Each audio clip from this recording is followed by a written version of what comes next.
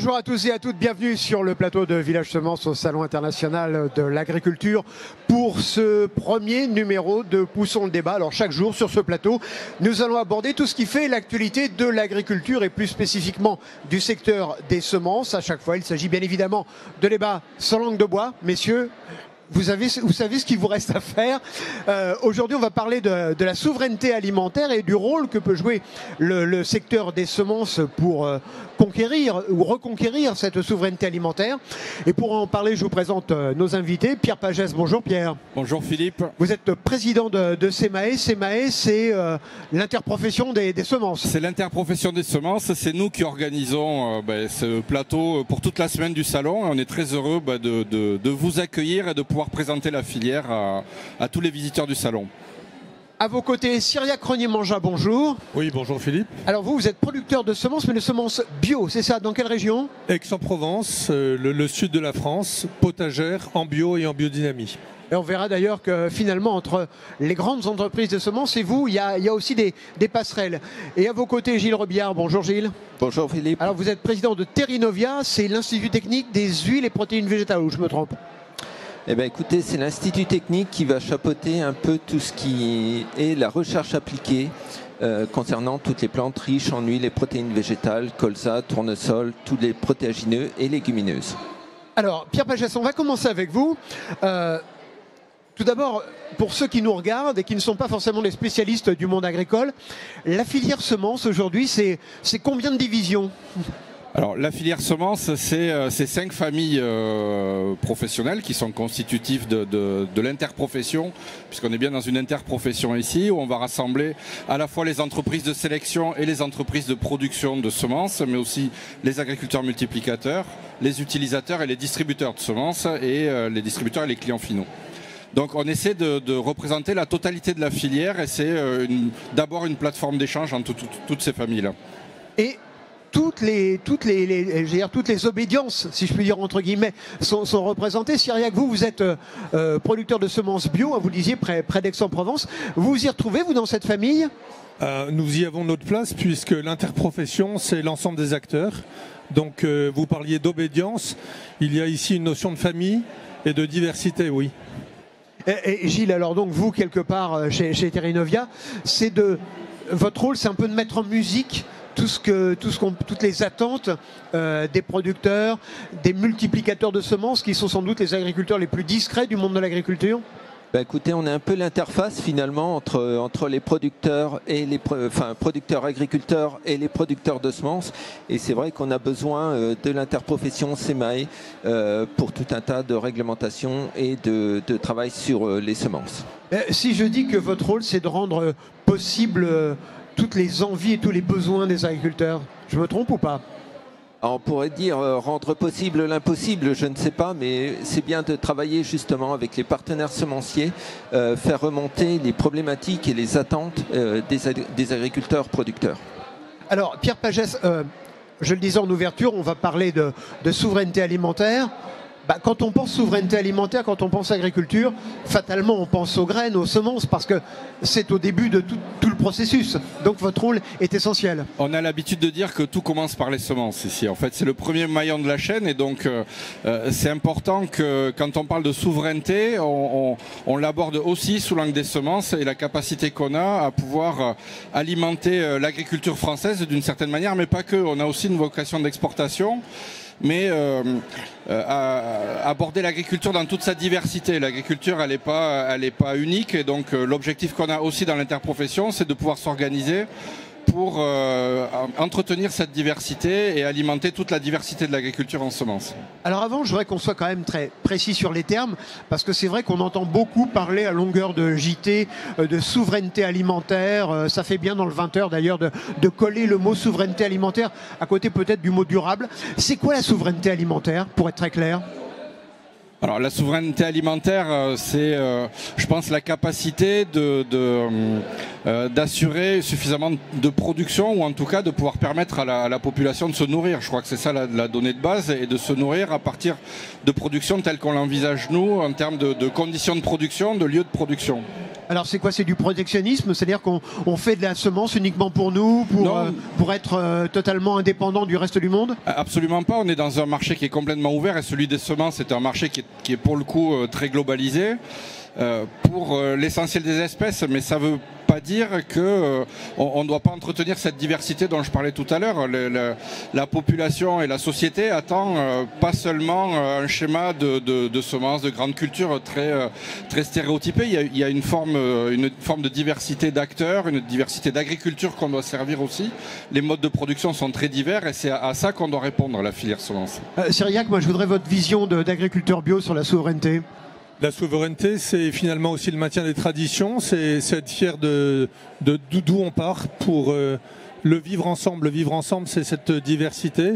Elle passe par la semence pour l'agriculture, pour l'alimentation, pour aussi une forme de respect du vivant. Le respect du vivant, c'est aussi cela, la souveraineté alimentaire, dans toutes ces filières. Et ce contexte agricole en ce moment du monde paysan, de ce monde paysan qui veut être souverain, c'est-à-dire bâtir une économie réelle d'un pays sur non pas une économie virtuelle ou financière, mais sur le monde agricole.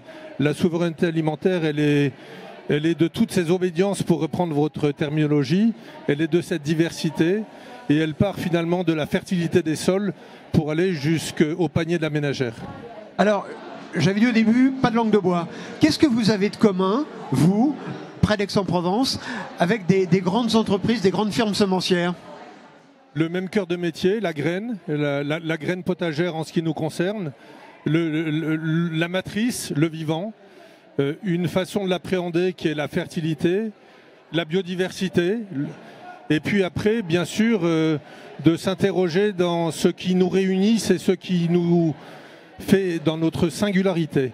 Il n'y a pas de langue de bois à dire que notre singularité, elle est d'être d'une composante à cette interprofession.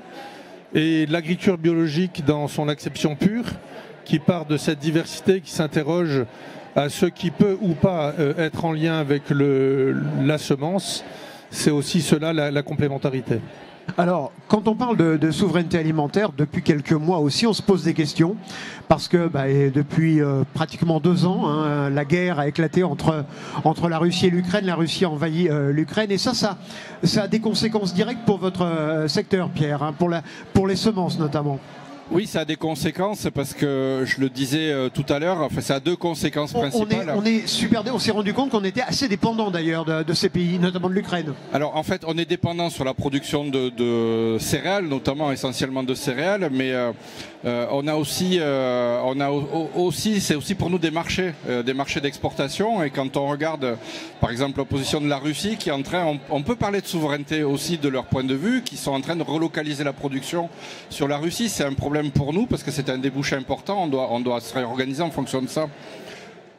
Et puis il y a le problème des semences, parce que l'Ukraine, la Russie, t'as des gros clients, ce qu'on appelle les pays tiers, c'est-à-dire les pays hors Union européenne. C'est ce que je disais, c'est des gros clients, c'est aussi des fournisseurs qui sont en train de prendre de l'importance quand on parle de l'Ukraine. Moi je viens du maïs. Les semences ukrainiennes maintenant commencent à rentrer sur le continent européen, sur l'Union européenne, et donc ça aussi c'est des choses qu'il faut qu'on regarde de près. On parle beaucoup de volailles, on parle beaucoup de céréales, mais sur les semences aussi, il y a un enjeu de concurrence d'une certaine manière entre eux et nous. Oui, d'ailleurs, on le voit au niveau géopolitique, ça inquiète beaucoup vos homologues polonais en ce moment, parce que tout ce qui ne peut plus passer par la mer Noire, forcément doit passer par la terre, donc arriver dans l'Union européenne en direct. Et puis je le disais, on est dans un monde ouvert, et le monde des semences est ouvert, et donc on a ces mécanismes de concurrence et de distorsion de concurrence aussi sur certains aspects. Alors, pour conquérir cette souveraineté alimentaire, il y a aussi l'aspect recherche qui est important. Gilles, aujourd'hui, quel est le rôle de Terrinovia et sur quel secteur travaillez-vous? Alors, le rôle de Terrinovia, ça va être de chercher des solutions pour les agriculteurs, des solutions agronomiques, des solutions techniques pour leur permettre de conserver leur capacité de production. Face au changement climatique, face aux changements réglementaires, face à toutes les perspectives diverses qu'on peut avoir.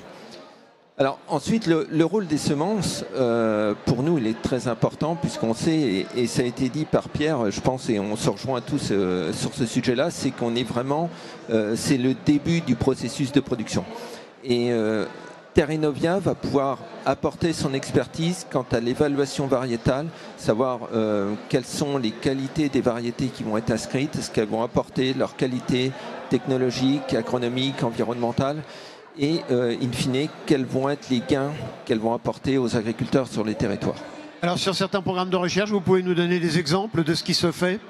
Eh bien, écoutez, on pourrait prendre, et on a parlé de souveraineté à l'instant, si on parle de la souveraineté protéinique en France, on est en train de mettre en place un grand programme de recherche sur les protéagineux, donc sur le pois d'hiver et pois de printemps, donc en partenariat avec les instituts semenciers et Terra Innovia, justement pour essayer d'apporter des solutions aux agriculteurs.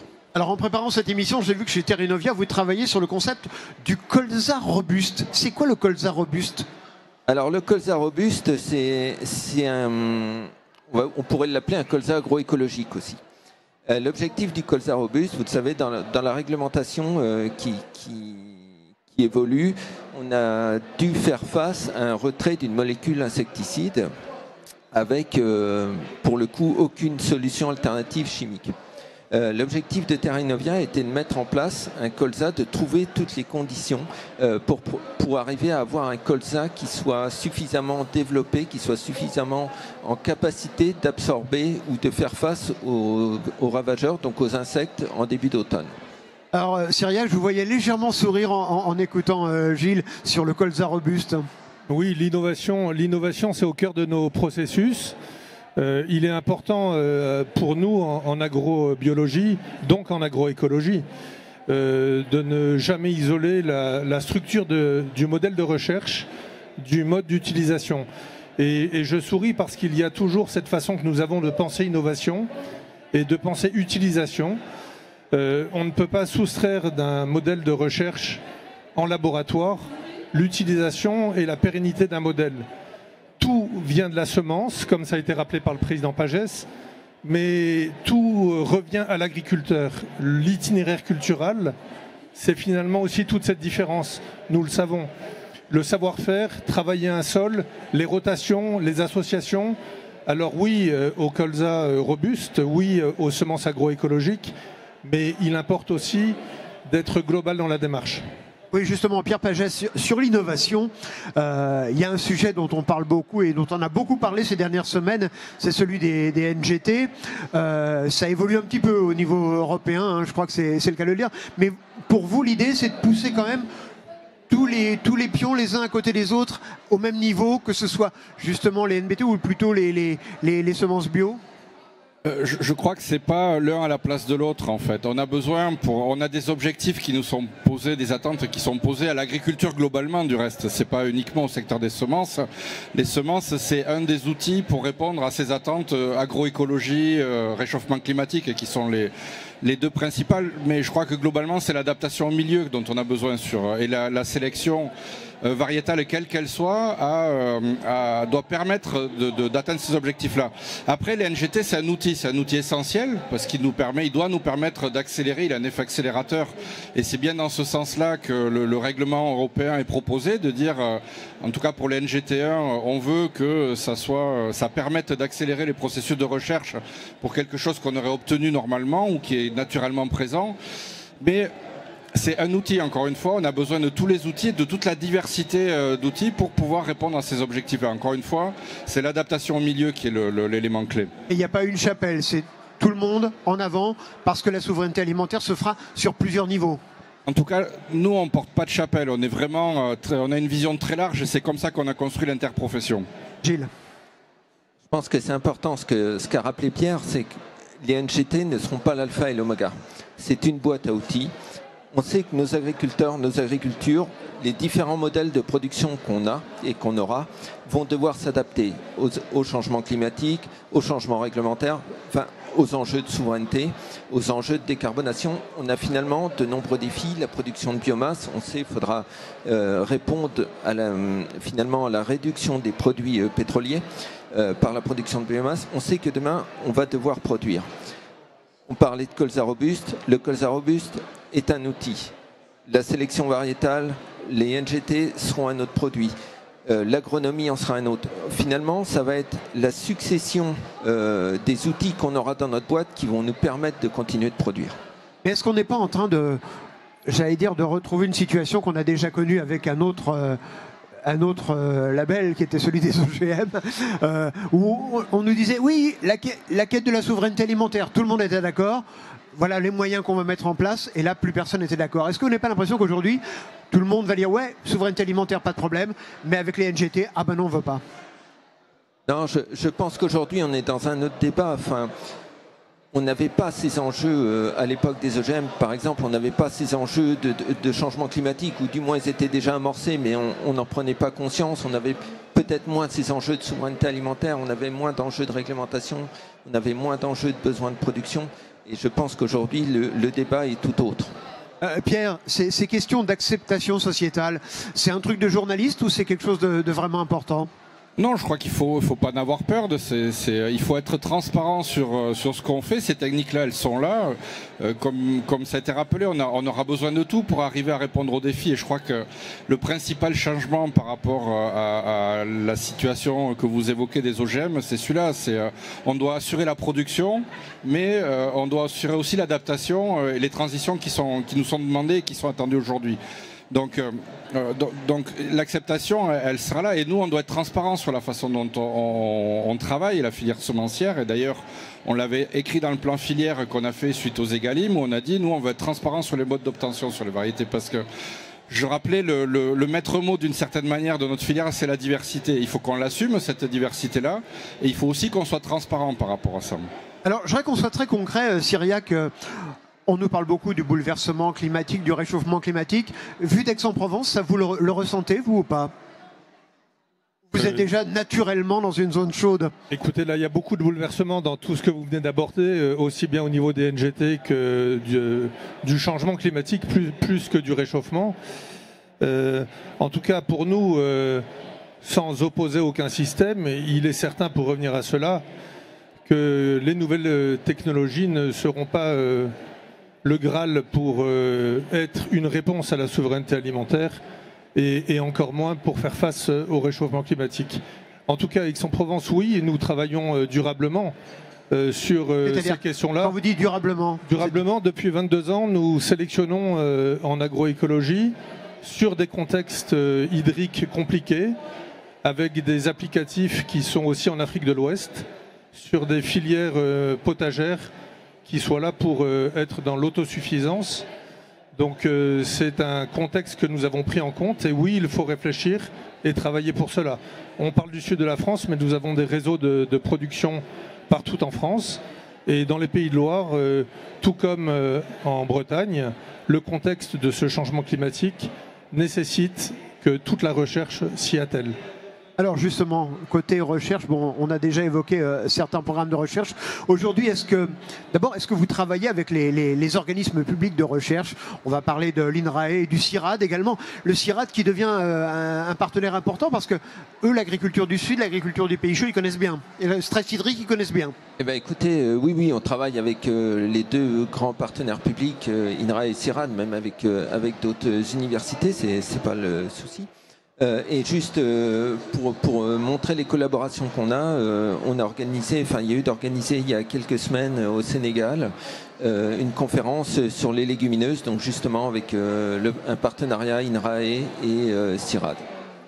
Et alors, au bout est-ce qu'il y a des expériences, par exemple, des pays du Sud qui sont dès aujourd'hui transposables et utilisables dans les pays du Nord, entre guillemets, même si maintenant on a l'impression que les pays du Nord deviennent un peu les pays du Sud aussi, du point de vue climatique? De toute façon, on a une remontée du Sud, si on pourrait dire. Mais oui, il y a des collaborations. Alors dire qu'on a dès aujourd'hui la solution miracle, non, justement, c'est bien l'objectif de travailler des partenaires, avec des partenaires de recherche qui, eux, finalement, travaillent sur ces problématiques. Et l'objectif, c'est d'essayer d'aller vite, justement, pour aboutir à des résultats. Alors, on a vu les questions climatiques. Je voudrais qu'on parle maintenant d'un autre sujet qui fâche, c'est celui alors, là aussi, c'est un vieux serpent de mer, le plan Éco-Phyto. Depuis 2008, on ne cesse de nous en parler. Il y a eu des versions diverses et variées. Aujourd'hui, est-ce que les préceptes d'Éco-Phyto sont compatibles avec la souveraineté alimentaire, Pierre ? Ils sont, alors là c'est l'agriculteur qui va vous parler, ils sont... sans langue de bois, on l'a dit. Ils sont compatibles à condition qu'on nous laisse le temps de s'adapter. Et je crois que la clé elle est là. Il y a un gros travail qui est fait, alors sur la filière semence évidemment, par toute la partie sélection, création variétale, pour, je le disais, avoir des variétés qui soient mieux adaptées au milieu.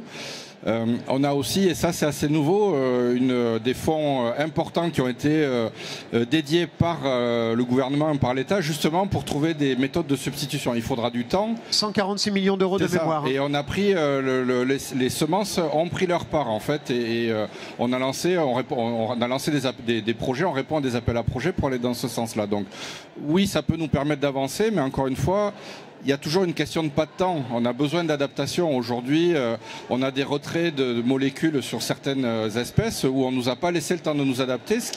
Et on revient directement à la souveraineté semencière. Il n'y a plus de production de semences de radis en France.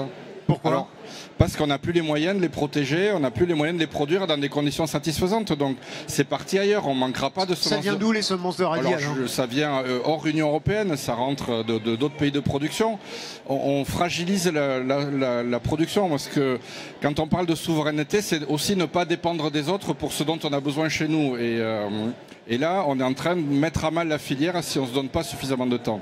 Et alors, est-ce que ces semences de radis, par exemple, elles sont compatibles avec les exigences que l'on pourrait avoir vis-à-vis de sociétés semencières françaises qui nous feraient des semences de radis ? Alors sur les sociétés semencières, je ne sais pas, mais en termes de production, probablement que non. En fait, le débat, ce qui est en train de se passer aujourd'hui sur l'inauguration du salon, on est en plein dedans. C'est quelle capacité on a à ne pas importer des productions qui sont produites dans des conditions de production qu'on s'interdit. Tout le débat, il est là.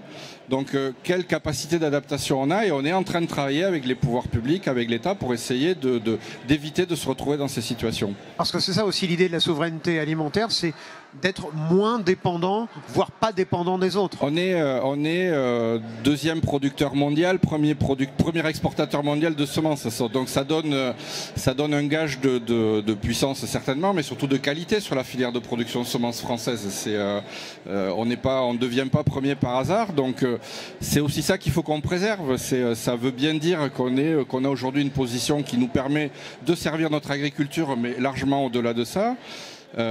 Si on ne donne pas les moyens aux producteurs et aux entreprises de continuer à produire, on va affaiblir la production française et on va devenir surtout dépendant d'autres. Et c'est ça qu'on veut éviter. Gilles Robillard. Alors, on parlait d'enjeux de souveraineté à l'instant, et je vais reprendre l'exemple de Pierre face au radis. On s'est retrouvé il y a 2 ans maintenant face à un retrait de molécules au niveau européen. Et en fait, sans temps d'adaptation. On n'a pas laissé le temps aux agriculteurs de s'adapter, d'où l'initiative de colza robuste derrière. Mais en fait, on mettait en jeu sur le simple retrait d'une molécule près d'un quart de la production de colza en France. Qui dit un quart de production de colza en France, dit de l'huile en moins, l'huile alimentaire et des biocarburants. Ça dit également de la protéine, production de protéines en moins, puisque la protéine est un coproduit de l'huile de colza, ce qui voulait dire qu'on apportait plus de tourteaux de soja issus d'Amérique du Sud. Donc on a un vrai enjeu, et je pense que dans l'état actuel, et ça a été bien rappelé, il faut qu'on fasse attention, le pas de temps médiatique ou le pas de temps politique n'est certainement pas le pas de temps agricole. Donnons-nous du temps, ayons une trajectoire, ayons une vision, portons-la collectivement, mais c'est là le problème, c'est un des grands enjeux aujourd'hui, c'est qu'on ait cette trajectoire et qu'on sache exactement où on va et quel pas de temps on se donne. Il faut combien de temps entre le moment où on a l'injonction en disant voilà, il faudra réduire de X% l'utilisation des phytos, et le moment où vous allez nous sortir la petite graine magique que pourront planter Cyriaque ou Pierre? Eh ben, c'est là le problème, c'est que la magie, on sait que ça prend du temps. Donc on sait que sur une semence, ça va être 8 à 10 années, on sait qu'on peut mettre tous les efforts qu'on veut, mais finalement, contrairement à une certaine époque où quand on avait une molécule qui s'arrêtait, on la remplaçait par une autre molécule, donc ça demandait des moyens relativement limités, on savait qu'on avait la chimie derrière. Aujourd'hui, quand on va vouloir travailler sur le remplacement ou finalement sur des multicritères, puisqu'on sait que l'arrêt d'une molécule sera remplacé par des leviers combinatoires, ça veut dire qu'il faut chercher sur X sujets pour éventuellement en trouver un. Donc le temps est vraiment long. C'est quoi, 5 ans, 10 ans? Oui, il faut tabler minimum 3 à 5 ans. Pierre? On a intégré ces enjeux-là, bien évidemment, puisqu'ils sont devenus centraux dans les critères d'inscription des variétés. On inscrivait les variétés uniquement sur des questions de productivité, un peu de résistance. Aujourd'hui, et notamment à travers un plan qu'on a construit qui s'appelle le plan SPAT 2, Semences pour une agriculture durable, des critères d'inscription qui intègrent ces éléments d'adaptation. Donc, mais comme il le disait, c'est 8-10 ans. Et la première année où le président Macron est venu aussi ici au salon, je lui avais dit c'est pas le temps d'un mandat, c'est le temps de 2 mandats dont on a besoin pour adapter l'agriculture. On est dans ces orientations, c'est vraiment du temps long. Cyriac, vous n'avez pas tenté, vous, de temps en temps, dans les bureaux de SEMAI, de dire bah, attendez, s'il y a un problème, faites comme nous, faites du bio, parce que là, le problème des produits phyto n'existe pas. Écoutez, pas que dans les bureaux de SEMAI, aussi sur votre plateau, ici au Salon de l'Agriculture. Je vous rassure, nous produisons du radis, nous produisons des semences de radis en bio, en agroécologie, en France, dans la Drôme, dans les Bouches-du-Rhône. Et sans aucun problème phyto. Vous imaginez bien que vous parliez de cette diversité comme la 9e section qui apporte cet autre regard ou ce regard complémentaire. En fait, c'est toujours pareil, ça dépend d'où l'on regarde. Il est possible de faire autrement. Il est possible et à mon sens, il est urgent. En tout cas, nous démontrons avec nos partenaires que sont l'ITAB, que sont le GRAB, que sont la FNAB, qu'en s'attaquant de façon globale au problème, et non pas simplement sous l'angle d'utilisation ou pas de produits phyto, on peut produire de la semence en agroécologie. Il est important maintenant de se poser la question de ce qu'attend le consommateur, de la pollution aussi, et de toutes ces questions qui sont liées à ces plans éco-phyto. À mon sens, puisque vous m'avez demandé qu'il n'y ait pas de langue de bois, il est urgent de ne plus attendre. Et on peut faire autrement, et il est urgent de faire autrement. Et on peut faire des gros volumes, parce que je suppose que quand on fait appel à des grandes entreprises semencières, par exemple, si on voulait retrouver des semences de radis, ce serait peut-être un peu plus que ce que vous proposez, non? Non, c'est différent. Là, il y a une autre question qui vient, c'est aussi le coût. Le coût payé aux producteurs. Le président Pagès vient de le dire. Le salon a posé de façon très importante une question. C'est quel revenu pour les paysans, quels qu'ils soient en conventionnel, qu'ils soient en bio. Vivre de son métier et vivre durablement, ça passe par des prix rémunérateurs. Deux choses qui sont complémentaires à notre approche. Le prix rémunérateur pour le paysan producteur de semences au sein de la FNAMS, pour nos paysans multiplicateurs de semences en France, et aussi finalement un revenu agricole qui permette à toutes les filières de vivre dignement et durablement. Donc vous voyez, en s'attaquant à la semence, comme le disait le président Pagès tout à l'heure, on s'attaque finalement à l'origine et à la globalité, et on peut faire durablement autrement. Gilles Robillard, vous vouliez réagir? Alors je voulais revenir un peu en arrière et sur ce que disait Pierre également. Quand vous parliez du temps, je pense qu'on a besoin de bien comprendre le schéma. C'est qu'en fait, pour qu'un agriculteur puisse mettre en place un progrès, quel qu'il soit agronomique, qu'il soit génétique, ou qui soit technique, finalement devra passer par d'abord des recherches fondamentales faites bien souvent par le CIRAD ou INRAE, qui ensuite serviront de base pour les instituts techniques, et ensuite, quand on obtiendra ces résultats-là, qui seront transférés vers les conseillers pour les emmener dans les cours de ferme. Donc vous voyez que le processus finalement est long, c'est un processus très long. On pourrait presque dans certains cas parler d'une demi-génération ou d'un tiers de génération d'agriculteurs. Donc vous voyez que les progrès se font, mais il faut leur laisser du temps. Mais pourquoi a-t-on attendu autant de temps? Parce que ces problématiques, elles sont là depuis le début des années 2000. Oui, ben écoutez, le contexte est également tout autre par rapport au début des années 2000. Et n'oublions pas aujourd'hui que on est rentré aussi dans un processus où finalement le consommateur est aussi un peu le driver de tout ça. Et on sait que la consommation, alors On sait que la consommation de bio stagne, voire même décroît selon le contexte, qu'il soit politique, inflationniste ou autre, de pouvoir d'achat. Enfin, je pense que l'enjeu de l'agriculture aussi, c'est de s'adapter à la demande, à la consommation et à la demande en consommation. Cyriaque, il y a une chose qui est importante aussi, on l'a un peu oublié là, dans cette émission, c'est l'accès à l'eau.